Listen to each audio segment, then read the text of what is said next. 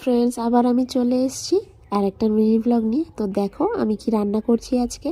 তো আজকে কিন্তু আমি রান্না করছি চিকেন, কারণ বাবু চিকেন খেতে ভালোবাসে, মানে মাহির কথা বলছি।